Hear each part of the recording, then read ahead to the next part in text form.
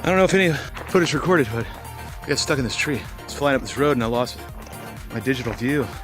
And folks, I am parked way down there. The road's down there. And I had to follow horse trails. I'm getting dehydrated. And I can recognize some footprints from up in the mountains of Colorado. So I have bear on my property. Oh, I'm recording with the Insta360 Go 2.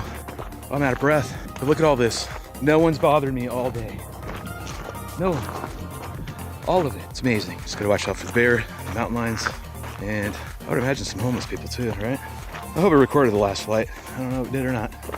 Oh, going down is so much easier than going up. Oh my God, what a pain in the ass. All right, let's go get some more.